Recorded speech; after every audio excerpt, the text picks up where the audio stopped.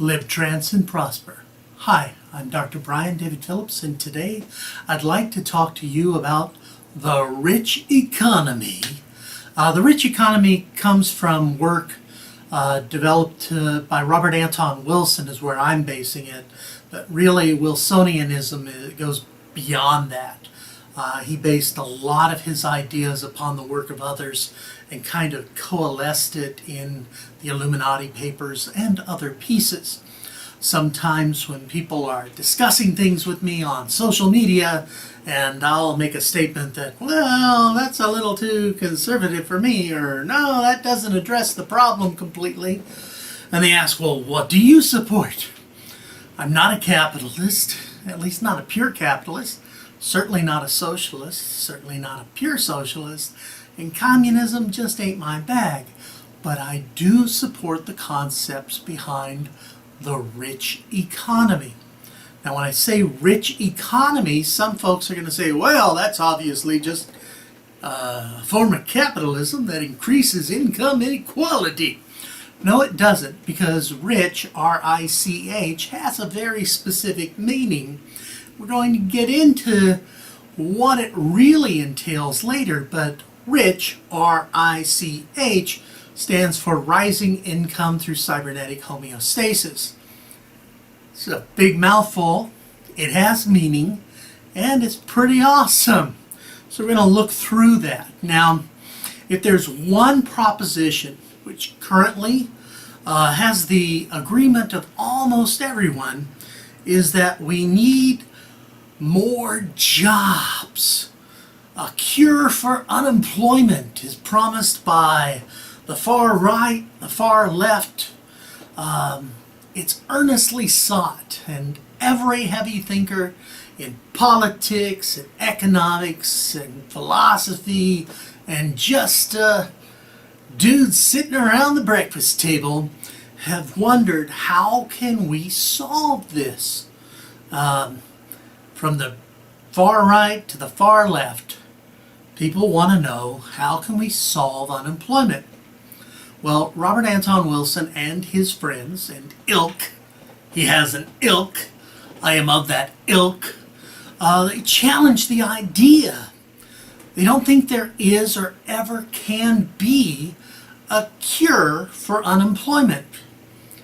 Wilson proposed that unemployment is not a disease, but it's a natural, healthy functioning of an advanced technological society. The inevitable direction of any technology and of any rational species, such as Homo sapien, is toward what R. Buckminster Fuller called ephemeralization, or doing more with less. For instance, a modern computer does more, it handles more bits of information with less hardware than proto-computers of the late 1940s or 50s.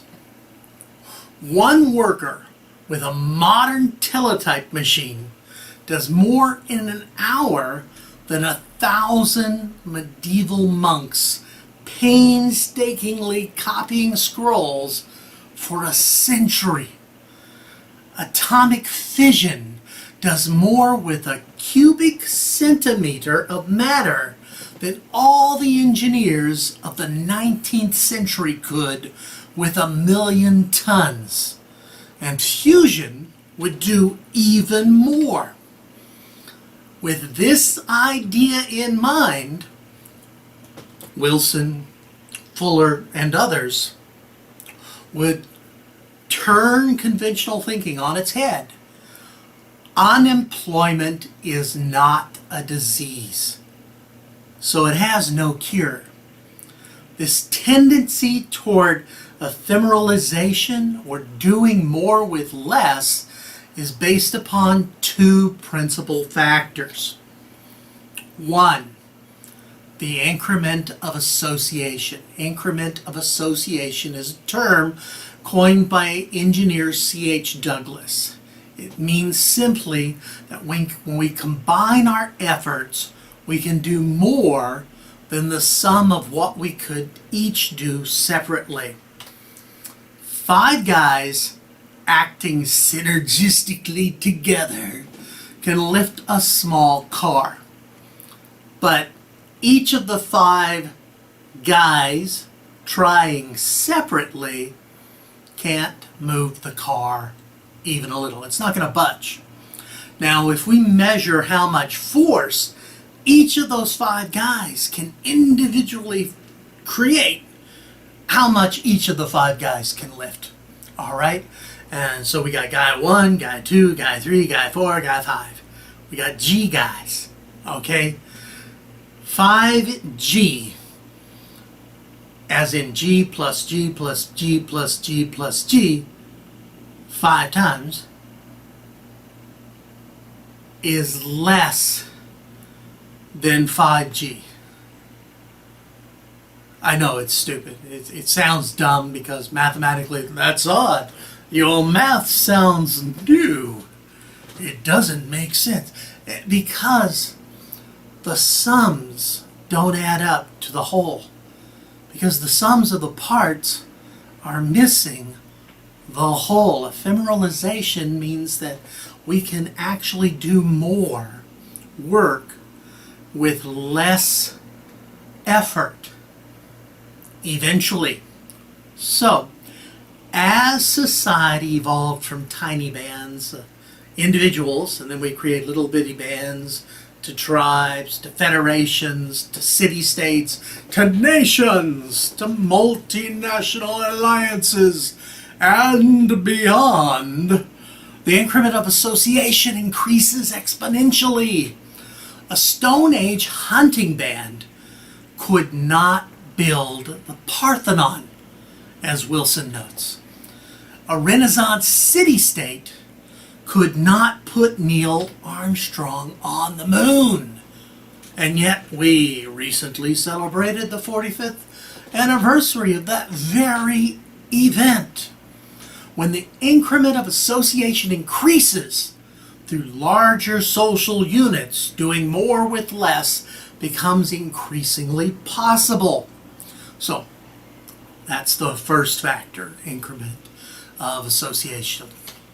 The next factor leading to ephemeralization is knowledge itself is self-augmenting. Every discovery suggests further discoveries. Every single innovation provokes further innovations. This can be seen concretely in the records of the United States Patent Office, where you find more patents granted every year than were granted the year before, in a rising curve that seems to be headed toward infinity. Note key word, seems to be headed toward infinity.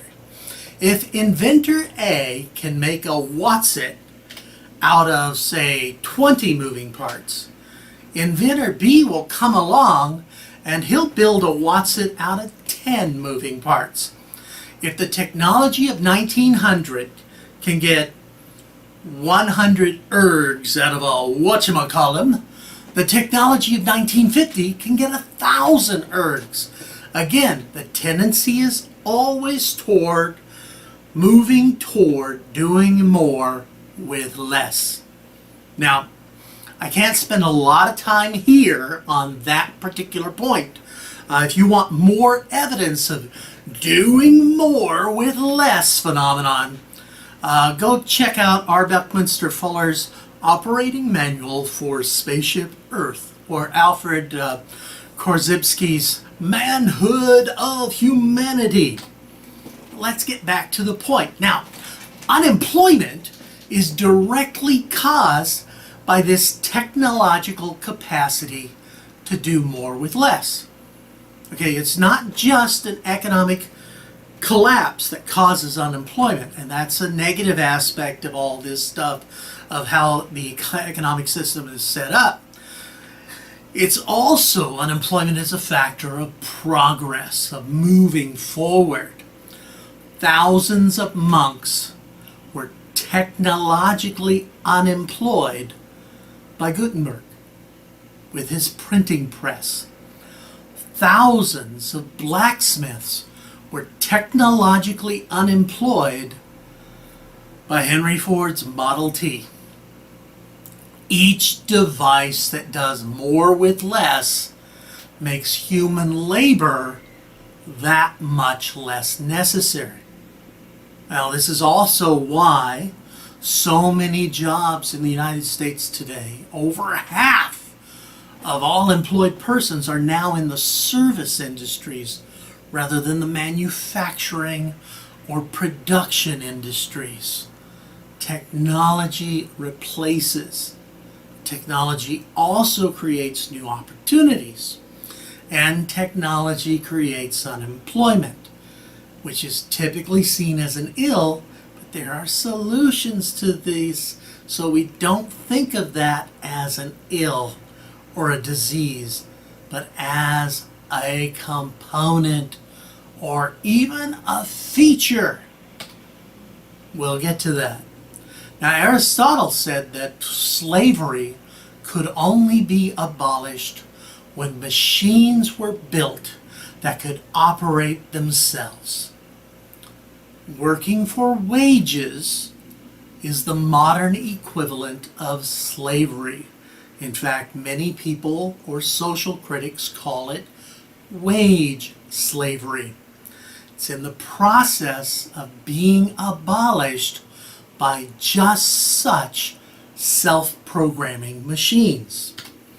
In fact, Norbert Wiener, one of the creators of cybernetics, foresaw this as early as 1947 and warned that we would have massive unemployment once the computer revolution really got moving. Now, it's arguable, and Robert Anton Wilson and those who follow his path would argue that the only reason Wiener's prediction has not totally been realized yet, although we do have ever-increasing unemployment, is that big unions, large corporations, and governments have all tacitly agreed to slow down the pace of cybernation, to drag their feet and run the economy with brakes on, so to speak. This is because they all still regard unemployment as a disease and can't imagine a cure for the nearly total unemployment that full cybernation would create. And that's further down the road. Let's get to some other things a little closer. Suppose for a moment we were to challenge this Calvinistic mindset. Let's regard wage work, as most people really do, in fact regard it as a curse, a drag, a nuisance, a barrier that stands between us and what we really want to do. In that case, your job is the disease, and unemployment is the cure. Now, keep in mind, we're talking about mass groups here. Many people consider their jobs to be that horrible soul-sucking, awful place they go to earn a wage so that they can feed their families. Some people actually enjoy their jobs, and the proposal that Wilson has in The Rich Economy doesn't stop that, and you'll see more in a moment. Okay? Now, some folks will say, well, wait a minute, if unemployment is a cure and your job's a disease, wait a minute. Dude, I have a problem. Without working for wages, we'll all starve to death, won't we? Not at all. Many far-seeking social thinkers have suggested intelligent and plausible plans for adapting to a rising unemployment. Okay, now I understand fully, right here, this is me talking with the lovable face. Hey, I understand there's a whole lot of folks who immediately are going to throw up their hands and say, this is completely unworkable. It's completely against all right-thinking individuals. Well, take your right thinking and turn it like this, and then like this, and like this. And hey, guess what? Ha! It's no longer right thinking.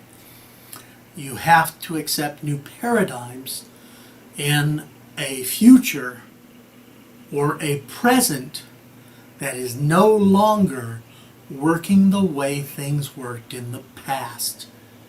Okay? It requires massive rethinking and retooling. And don't worry, I'm not anti-capitalist. I'm not some socialist freak who's trying to cheat us out of all our hard work and our earning. And he's going to throw everything, a wrench in everything, because there won't be any incentives to do more. Well, I have a response to that. That's called bullshit. That's a technical term in economics. But let's look at some of these examples with these ideas with an open mind for a moment. There's a whole lot of folks who have thought of ways to deal with massive unemployment. Now, some of these folks thought of these ways of dealing with unemployment not thinking the way Wilson does, that unemployment should be the goal, but rather that unemployment is a problem. And so these are ways of handling unemployment, whether you accept the ancient paradigms that are outmoded, go ahead, accept those. These methods, processes would help us deal with unemployment. Or if you accept the new paradigm and move forward, these help us get to that point as well. All right, so what are some ways of adapting society to rising unemployment? The first, national dividend. There are already city-states and even a country or two experimenting with this, and it's actually had some very positive results. In fact, countries that adapt to this actually do very well. But our first would be the national dividend. This was invented by an engineer, actually, C.H. Douglas, and it's been revived with modifications by folks such as poet Ezra Pound or designer and architect and brilliant person R. Buckminster Fuller. The basic idea, although Douglas, Pound, Fuller differ on the details, but the basic idea is that every citizen in the nation is declared a shareholder in the nation, and they should receive dividends on the gross national product for that year. Now, estimates differ to how much this would be for each citizen, but at the current level of GNP for most countries, particularly the United States, it's conservative to say that a share would be worth several times as much per year as social welfare recipients receive. At least 5 times, probably more, as the dividends increase. Now, critics to this national dividend complain that this is going to be inflationary, dude, and supporters of the national dividend reply that it would only be inflationary if the dividends distributed were more than the GNP. And they're proposing only to issue dividends equal to the GNP. Now, the national dividend, that's a huge jump. All right, that's a huge jump, and some folks say, oh, that's worse than socialism. That's worse than communism, assuming that these are bad things. I would disagree with that, but let's move forward. Another approach to this might be the guaranteed annual income. Now, this was urged by economist Robert Theobald and others, and essentially the government would establish an income level that's above the poverty line and guarantee that no citizen would receive less. If your wages fall below that level, or you have no wages, the government makes up the difference. This plan would definitely cost the government less than the present social welfare systems, with all its bureaucracy, the red tape, and redundancy. A point worth considering for those conservatives who are always complaining about the high cost of welfare. It would also spare recipients the humiliation, degradation, and dehumanization built into the present social welfare system. A point liberals should consider. In fact, currently in the United States, poverty is at an all-time high. Yay! Yet, a lot of the folks who are at the poverty level and below don't seek help that they are actually deserving, that they qualify for. Why? Because they don't like to have folks call them in poverty. They don't like that word because of the social stigma attached to it. Instead, they prefer to be described as folks who are having trouble making ends meet. But those folks who are having trouble making ends meet, which is a huge number, if you look at the median income for the United States, it's actually well below the minimum required to reach what's the so-called American dream is. The American dream being that we got a house, we can live in a house, we've got a car, not multiple cars, a car. It was estimated recently, at the time of this videotaping, that in order to reach the minimum American dream, which is a home and a car, someone would need to earn about $100,000 a year, US dollars per year, at the rate, the current. All right, but the median income is actually much lower than that, and so that really sucks. There's a lot of folks out there in the United States and in many countries having trouble making ends meet. Income inequality kind of sucks. Now, here's the thing. By having this sort of program of guaranteed annual income, we help those folks. The government makes up the difference, and there's less humiliation involved. That's really worth considering. And if you like social order, understand that bringing your citizens a huge number of folks out of poverty also decreases the chance of social unrest and political turmoil. That's worth thinking too. And overall, the system is a lot less expensive than social welfare programs that currently debase the poor. Now, it seemed to Robert Anton Wilson and his supporters that this shouldn't be objectionable to anyone, honestly, except for hardcore sadists and sociopaths.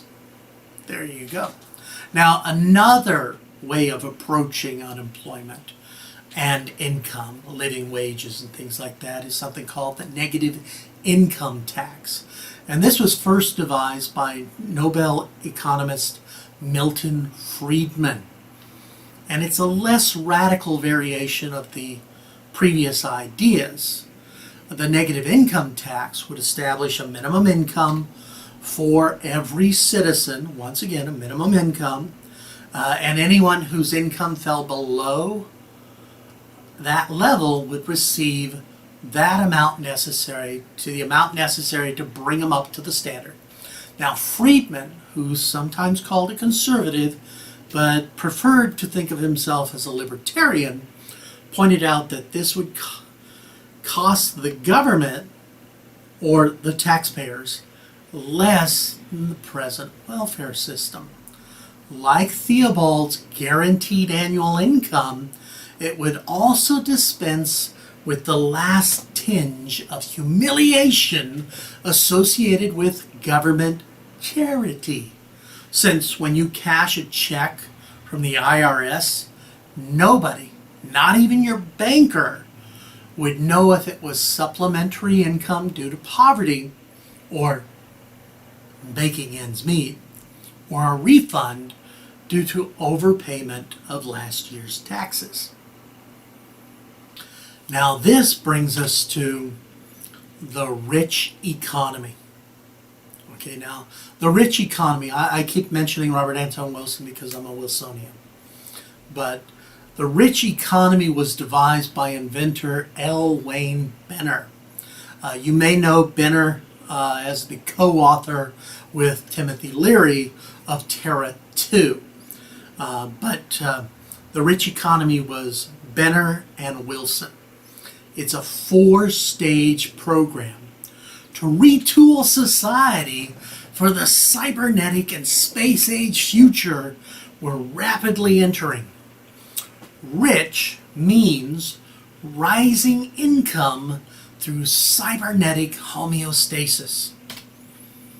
Stage 1 is to recognize that cybernation and massive unemployment are inevitable and to encourage them.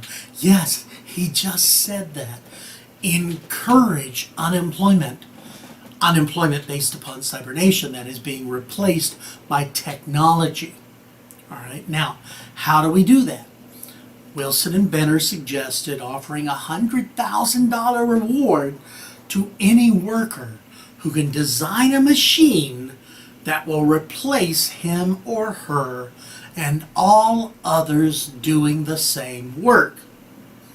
In other words, instead of being dragged into the cybernetic age, kicking and screaming, we charge ahead bravely and regard the toilless society as the utopian goal humanity has always sought. Now, once someone's got that reward for designing themselves out of their current job, nothing says that they can't go get another job and design a machine that does the work out of that job too.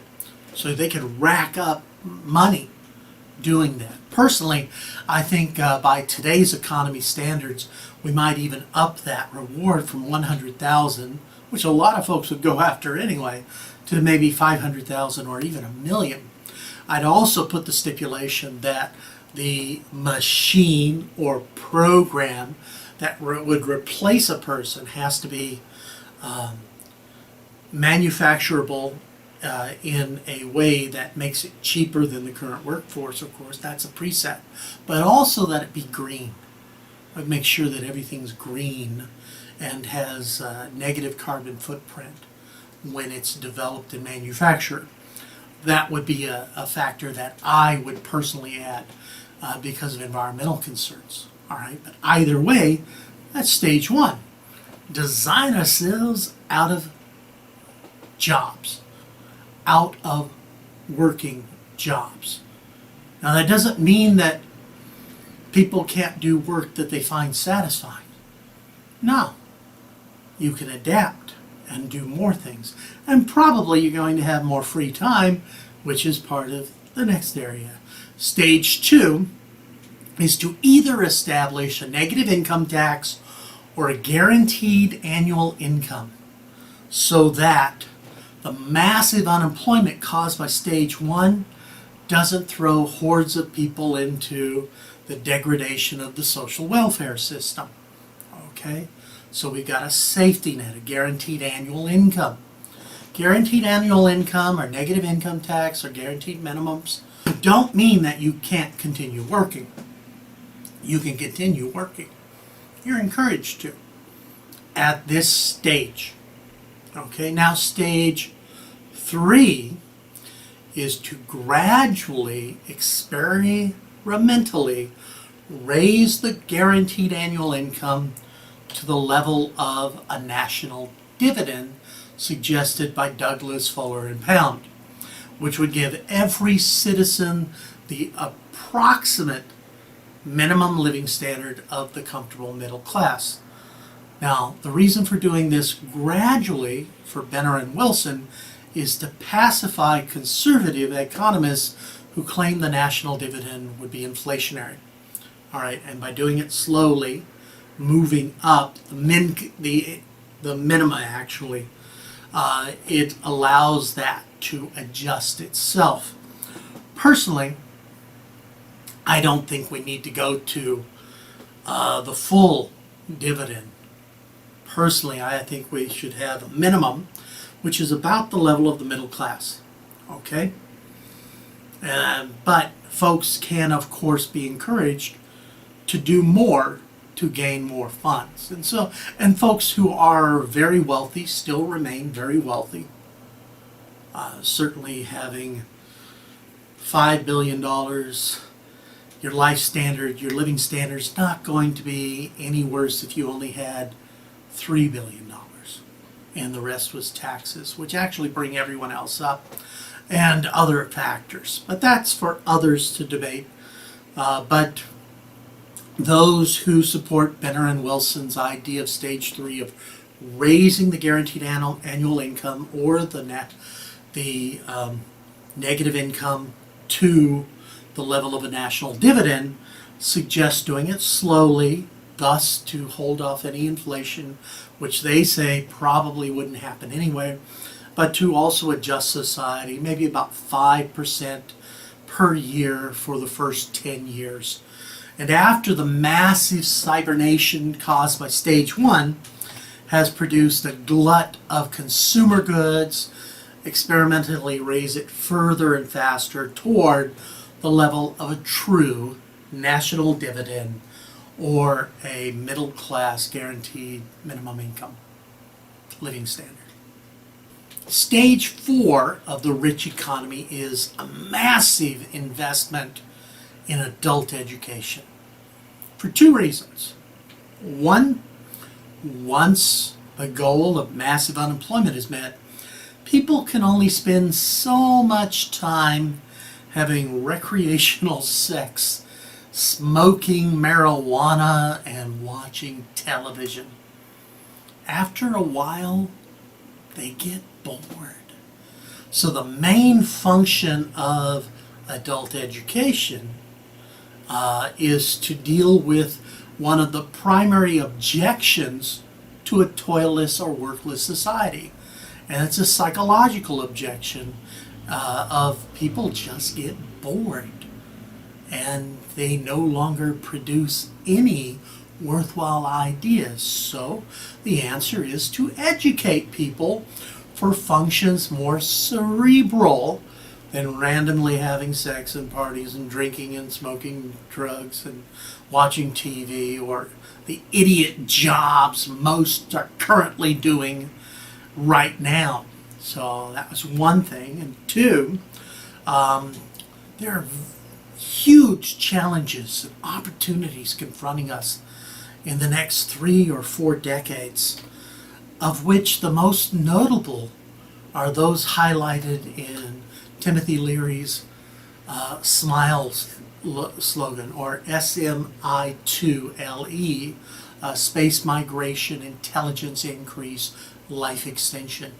Humanity, according to Benner and Wilson, is about to enter an entirely new evolutionary relationship to space, time, and consciousness. It will no longer be limited to one planet, to a brief, less than a century lifespan, and to stereotyped and robotic mental processes by which most people currently live their lives. Everybody deserves a chance, if they want it, to participate in an evolutionary leap that Leary called more space, more time, and more intelligence to enjoy space and time. In addition, I, as me, would strongly suggest that introspective or philosophical programs, or even programs related to spiritual development and the arts, be part of this stage as well. My own personal predilection would be to introduce introspective trance work or experiential meditation programs into the mix, but that's my bias. Core education and arts development will lead us to a new renaissance in and of itself which would in turn enhance technological progress and more. It also allows us to develop more folks in areas of the sciences and engineerings in order to help us with current problems we're facing related to the environment and other aspects. Awesome stuff, folks.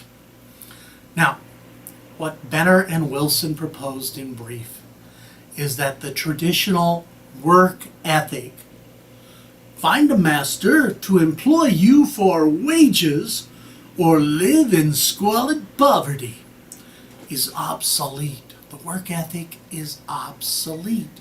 Instead, we should replace it with a work aesthetic.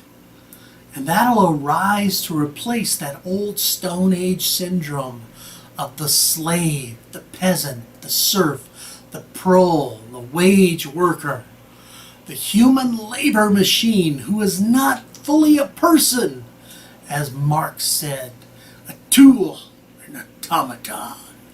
Now, delivered from the role of things and robots, people learn to become fully developed persons in the sense of the human potential movement. They will not seek work out of economic necessity, but out of psychological necessity as an outlet for their creative potential. And creative potential here is not a Pancreston. It refers to the inborn drive to play, to tinker, to explore, to discover, to create, to experiment, shown by every child before his or her mental processes are stunted by authoritarian education and operant conditioned wage robotry. As R. Buckminster Fuller says, the first thought of people, once they are delivered from wage slavery, will be, what was it that I was so interested in as a kid before I was told I had to earn a living? The answer to that question, coming from millions, then billions of people liberated from mechanical toil, will make the Renaissance look like a high school science fair or a Greenwich Village art show. And that, my friends, is the rich economy, advocated by Robert Anton Wilson and Benner. Live, trans, and prosper. Bye-bye.